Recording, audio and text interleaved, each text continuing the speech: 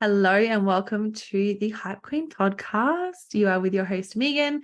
I hope you are so amazing and so well, and you are having a beautiful day or evening. I'm really excited to delve into this topic because I think it's really, really relatable, and especially, with, I guess, the more personal development that people are doing and doing clear outs of people in their lives. That seasons and reasons for people in our lives was a very fitting topic for now.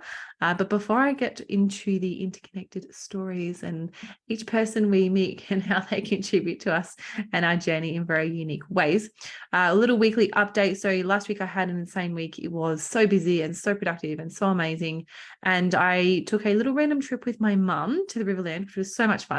On Thursday, we had a beautiful road trip together and had a nice dinner together. And then on Friday, I literally got to sit in the sun for 4 or 5 hours and smash out a bunch of work. And then I really had about an hour, probably after that, before I was getting picked up by mum on the way back. And I just had some really beautiful reflection time, which was sort of the icing on the cake, particularly as I came to record this podcast, because it's really around I guess my journey for the last 6 months in particular, and quitting my full-time job and leaving the security behind, and having the certain people that have supported my journey beyond, I just couldn't be more grateful as a human for the way that I've been supported in this, and other people that I thought might act a little bit differently and support me in different ways throughout this time of my life. But that's okay. Again, seasons and reasons are people in our lives. The weekend was pretty full on as well. I had really a weekend of family and friends, which was really, really fun. So we had a few people over here on Friday night just for snacks and just to say hi. And then I spent the most of Saturday at the footy, watching my cousins play, and then girlfriend play, which is fun. And then Sunday, yesterday was a bit of a chill day, which is great. So love that.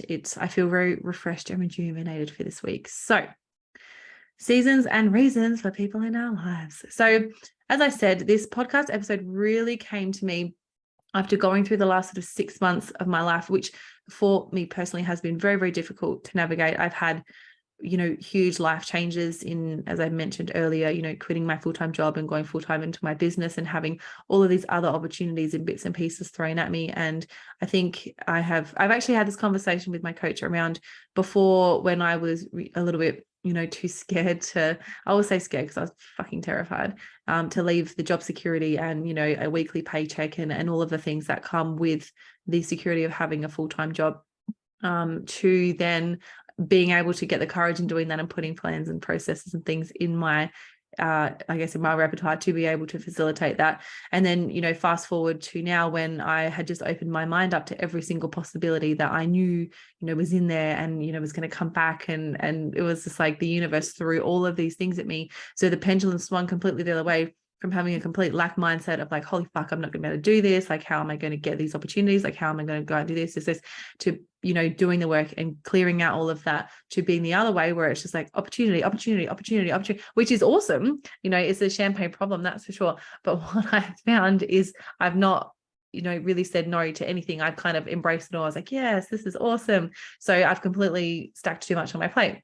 So now I'm trying to get into a little bit of equilibrium, and I think that's it. I'm getting it back into the middle rather than the pendulum being like left to right. I'm trying to get into the middle, where it's a healthy balance of things that I'm absolutely obsessed with doing, and I guess less of sort of taking things on out of potentially a scarcity mindset. So going through those transition, I suppose I've had a lot less time in my life for a lot of people. And not only that, I have purposely declined certain things, and some people have been, oh my god, yes, of course, like, look at everything you're doing, we love you, proud of you. And I've had other people that have just been like, oh my god, like, I thought you wanted to quit your full-time job to work your own hours and do all these things. So I feel like this is kind of a point where I could reflect and go back. And, especially I'll say in the last 3 months, where I really feel people have come in and out of my life perfectly. It's been fucking hard, don't get me wrong. And especially super hard for those people where and expectations I suppose you should never have, especially when it comes to people. But people I just, expected would be in my life, and who I wanted in my life. Some of them are no longer around. But more so, I've been able to open myself up to unexpected friendships, I guess I've made, and unexpected ways where I have gotten either, a flow of creativity from these people, or these people that I can engage with on a fun and silly level, and that brings out more of that side in me. Or, is somebody in business that I can look up to and learn from and work with and collaborate with and bounce ideas off of and things like that. So but before I got to this point, I suppose not all those people, I haven't done a bigger goal like that, but the people that are no longer physically in my life were really still living rent free in my head, because I still had this kind of just like, okay, well, that really, really sucks. And, sad and mourning, I guess, friendships and relationships and things like that. But once I cleared all of that sort of neggy energy out and I created space, that was when these new amazing friendships came in. And in ways that I could never have expected, I suppose. And now I can't imagine sort of this next season of my life without them in it. So I guess not only a moment of reflection, but a moment of fucking gratitude, because not only do I have my OGs, my day ones, my ride or dies, and you know exactly who you are if you're one of these people. But it's more clear to me than ever why those people are still in my life, and why all the transitions I've gone through and all the changes I've gone through and all of the shifts that I've made in my life, if you look at the last, I guess, probably 2 years, then those people are still by my side, checking in on me every day. But, I've got constant communication with them, and they mean the absolute world to me. I am just beyond grateful to have those people in my life. And so now I feel like it's this beautiful integration of like my day ones and then this new season of next friends. And this next season of new friends even. So, it's really fun to be able to look at, I guess, and those friendship groups always merge together, right? So there'll always be, new introductions and other things created. So let's start this episode off by talking about the concept of people coming into our life for seasons and reasons, right? So obviously, like anything, we just have the changing of the seasons, and relationships evolve over time. So not only do we as people evolve significantly over time, we're always changing, or we should always be changing, which means that, there isn't always not going to be space for people in particular. But some individuals are here to stay, and while others are here to literally just teach us lessons or help us grow in specific ways. And you can look at it one of two ways. You can look at it like, oh my God, these are the worst people ever. I never want anyone like this in my life again. Or you can look at it and go back and think, okay, cool, that was a really hard experience, but I've grown because of it. Or I learned those particular lessons because of it. So again, reflecting on all these different roles can help us really understand the purpose of each connection and accepting it for what it is. And acceptance is something that I am working so hard on at the moment, and something that I'm really trying to embody and to bring in. And it's not just around accepting what has happened, for being like, oh my God, I can't change it, but accepting it and being grateful for it and then moving forward from it. So not needing any excuses, not needing any closure, not needing any explanations as to like why they happened or who was involved. It's just releasing them, accepting them, and then moving on. So let's talk about the first lesson, was lessons and growth, right? So it's often said that obviously some people come into our lives to teach us important lessons.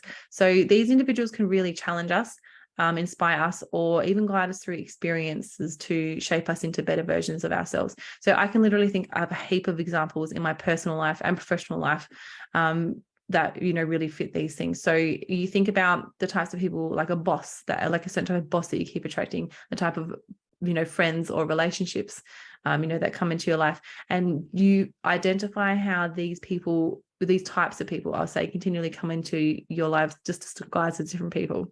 So I learned the hard way over the years, and they will continue to show up and until you learn the lesson, whatever that lesson may be. And I suppose, it is really, really true. Even co-workers, or, you attract the same types of people and they're just in like a different set of clothes, or they're just physically a different person. But the traits are the same. So once you are able to identify and understand that and learn the lessons as to, the reason that those people came into your life, whether it be forever or for that particular season, again, it's like releases so much energy and so more negative energy in particular, to be able to go to the next stage and move through and just be grateful for those experiences.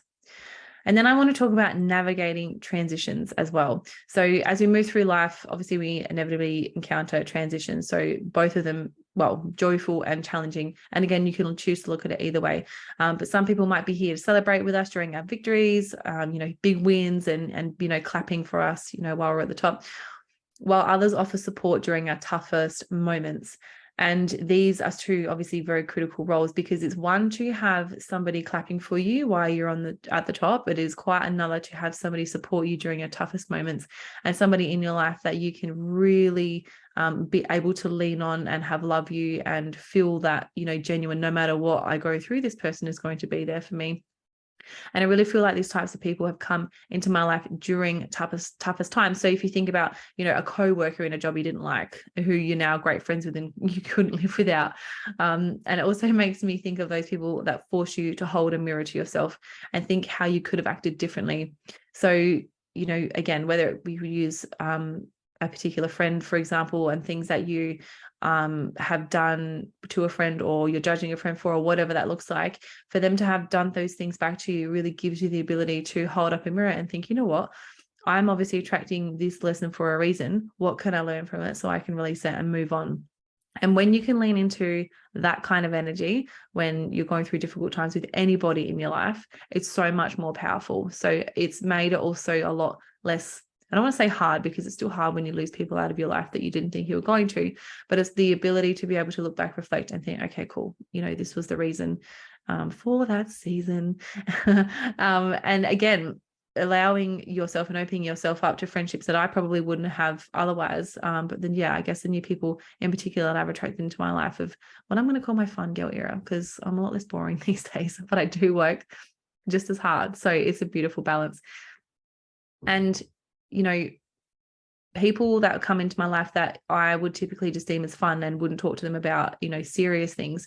And this is when opening myself up to relationships that are more holistic, as opposed to just boxing people into being like, okay, well, when I'm feeling sad, I want to speak to these people to make me feel better. Or when I'm like killing it at life, I'm going to share it with these people. Or I want to go and have a lot of fun, I'm going to just see these people, really integrating them as a whole. Because, again, recently in one of the new friendships that I've made, it's all about fun and being stupid and saying dumb shit. But also I know that they will have my back if I needed anything, or if I need an objective opinion on like daily fit check, it's which is really, really fun. And the next thing I want to talk about is embracing change. So the only thing certain in life is change. And the other one's like, I think these sayings like death and taxes, but we're going to say change, because some people are down the tax evasion road.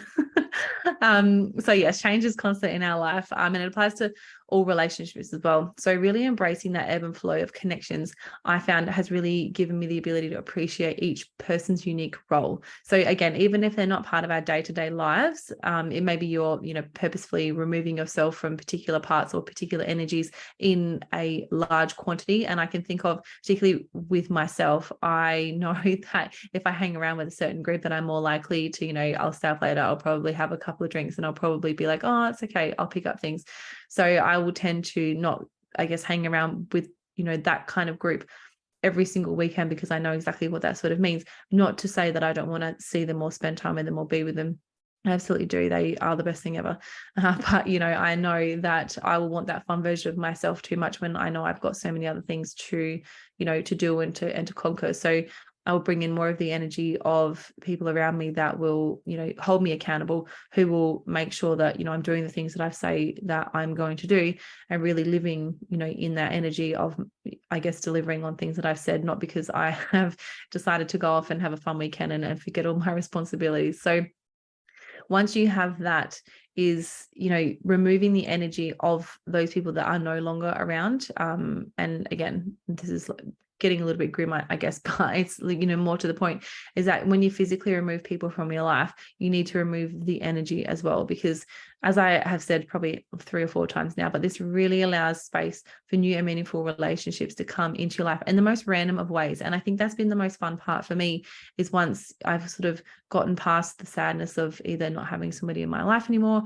or, changing, I guess, the way that I interact with them, or the weight of that relationship in my life, it really has opened up, other friendships and other people to come into my life, which is so much fun. So as I wrap up today's episode, I really hope that you have gained a deeper understanding, and I guess just really appreciate the ebbs and flows of, I call it like an intricate dance, of connections in our lives. And the biggest thing to remember is each person who enters your life has a purpose. Again, whether it's to provide you love or offer guidance or maybe teach you something, but just really embrace the impermanence of relationships as well. Because if we're hanging on to people, that needy energy of like, oh, there you got to be in my life forever. And whether that's a relationship, whether that's a boss, whether that's a friendship, it doesn't actually matter. Energetically, you're hanging on for dear life, like white knuckling, this relationship when maybe it wasn't supposed to be forever. And I guess, and this isn't just like do it for the plot or do it for the story, but really appreciating the beauty in the stories that they bring to your life's narratives. So I hope that was helpful. And I hope that if you're going through any kind of relationship transition, for whether that be, like I said, a partner, a friendship, or anything like that, that this helps you, I guess, maybe remove any negative feelings or sad emotions around that particular person or event. And it gives you the ability to see it for what it was, appreciate what you have learned, and move forward with your life, knowing that there might be someone amazing just around the corner coming in. So that's what I have for you today. I hope you enjoyed the episode. And if you, again, are listening to this in real time, the Morning Girl movement is going to be closing in just a couple of days. So jump on, come and join us for this 6 weeks where we're going to be morning girls and get up nice and early, give ourselves the gift of time and really create the things that we want to. Love you so much. See you soon.